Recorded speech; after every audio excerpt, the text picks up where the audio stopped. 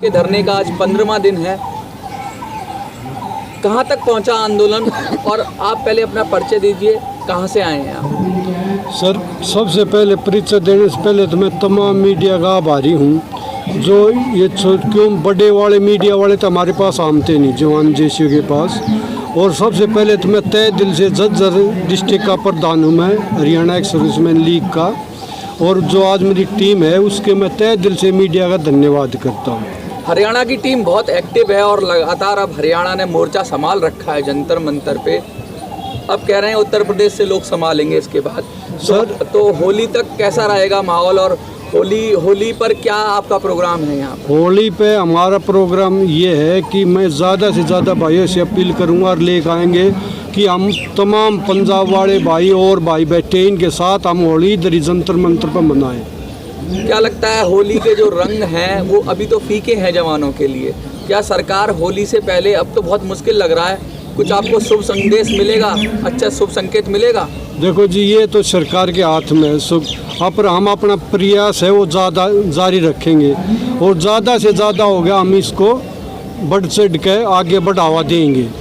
और रही इसकी बात भाई सरकार की, वो सर सरकार के मन में आएगी जब भाई जवान जेसीओ तमाम 13वां 15वां दिन हो गया, 20 भी दिन होंगे। अभी हम जहाँ एक बार मोर्चा संभाल लेते हैं ना, वो चाहे बॉर्डर हो चाहे ये जंतर मंतर हो, हम नहीं छोड़ते, नहीं हम पीछे हटेंगे। जवान जब मोर्चा संभाल लेता है, पूरे देश में मोर्चा संभाला जा रहा है, पंजाब में, हरियाणा में। सर साउथ की पूछना चाहूँगा, साउथ के अंदर कैसी हलचल है? क्योंकि थोड़ा सा भाषा का डिफरेंस हो जाता है उत्तर भारत में और दक्षिण भारत में।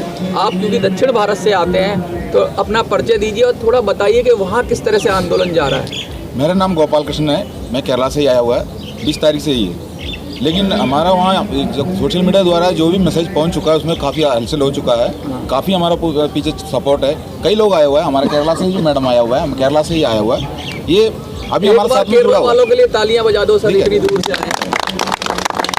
कई लोगों ने, कई प्रधानों ने वहाँ से मेरे से फ़ोन किया है, मेरा नंबर लिया हुआ है। जब भी यहाँ बड़े फंक्शन हो जाएंगे वो हमारे साथ में मिलने के लिए कोशिश कर रहा है। और 13 तारीख को भी, 9 तारीख को भी हमारा टीम आ रहा है, रिजर्वेशन कर चुका है।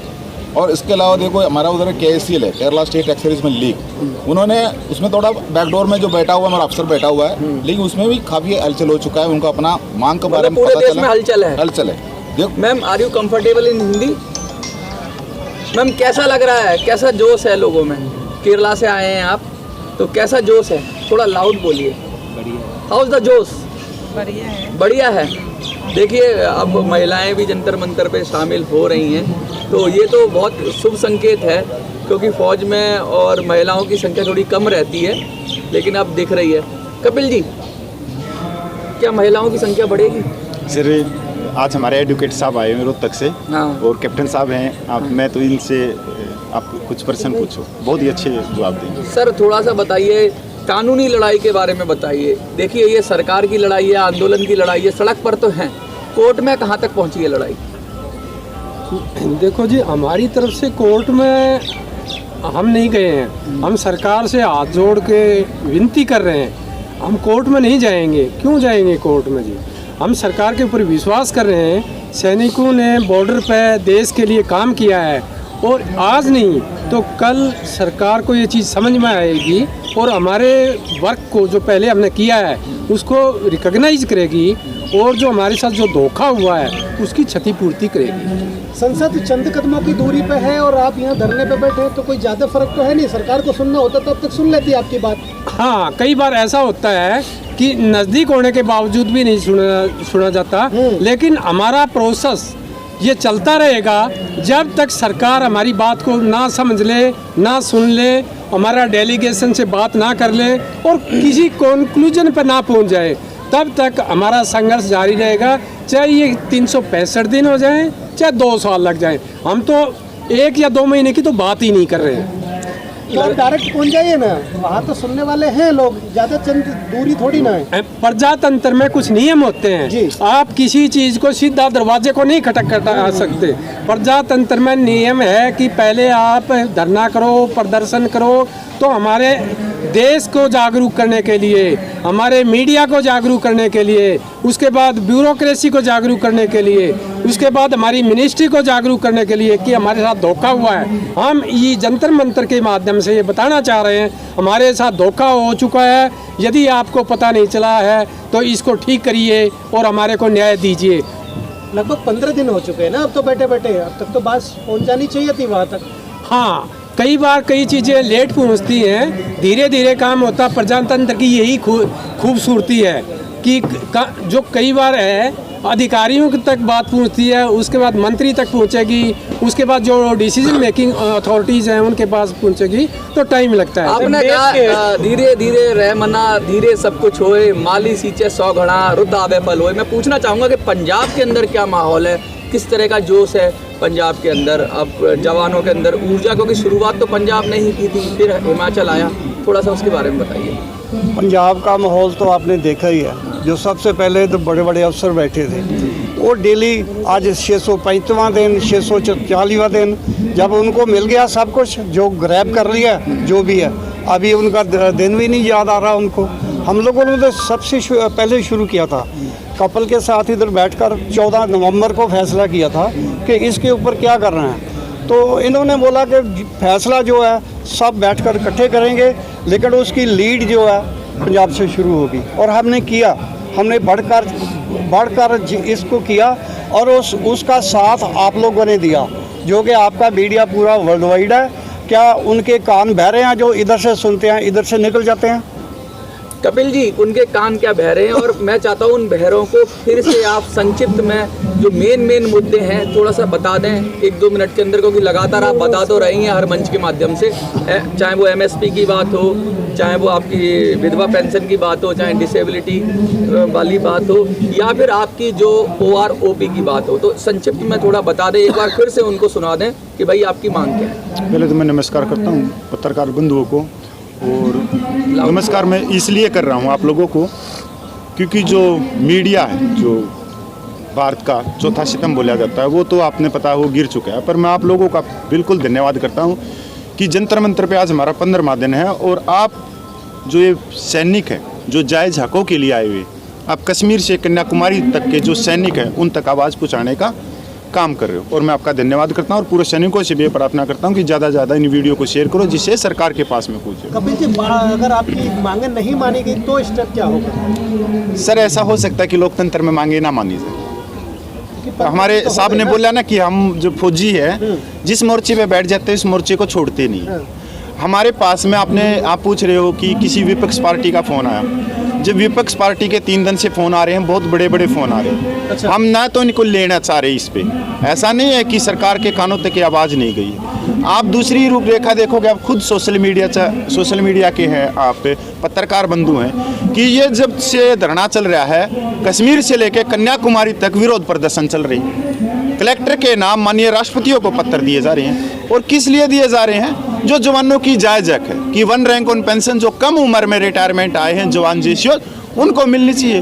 पर माननीय प्रधानमंत्री ने खुद 2015 में फरीदाबाद में मेट्रो का उद्घाटन करते हुए कहा था कि हमारे जो छोटे रैंक के जवान जेसीओज हैं वो कंधों पे बंदूक रख के दुश्मन से लोहा लेते हैं, वो बाहर कर दिए। सेकंड जो कमांड बोली जाती है, सेकंड कमांड होती है जेसीओज रैंक सेना, जो पोस्टों पे भी रहती है, और दुश्मनों के सामने सबसे पहले वो छाती लगा के खड़े होते हैं अपने जवान के साथ में। वो 1 रैंक ऑन पेंशन की सेकंड टेबल से गायब कर दिए। फर्स्ट 1 रैंक ऑन पेंशन में 298 रुपये मिले। आप इस चीज़ को इस तरह से समझ सकते हो कि 50,000 रुपये से ज़्यादा की बढ़ोतरी की गई अधिकारियों को। 2006 के अंदर एक TS नायक की जो पेंशन थी वह 4,040 रुपये थी, और एक लेफ्टिनेंट कर्नल की जो पेंशन थी वह 14,600 रुपये थी। आज वो लेफ्टिनेंट कर्नल की जो पेंशन 14,600 से बढ़कर 95,000 चली गई। तो ये कौन सी जादू की छड़ी थी जो इतनी घुमा के और वहाँ तक लेके गई? और वो जो नायक है 4046 रुपये वो कहाँ ले रहा है, वही 21,300 के करीब आया है सेकंड रिवीजन में। जो जीएसओ रैंक की कैसे कम हुई, पहले 5 साल का मिनिमम स्टेटस मिलता था वो गायब कर दिया, 6 पे कमीशन में पहले ही अंदर खाते कर दिया, मतलब बहुत सारा नुकसान 2006 के बाद में हुआ। तो हम विपक्ष पार्टियों को किसी को भी मंच साझा नहीं करने दे रहे।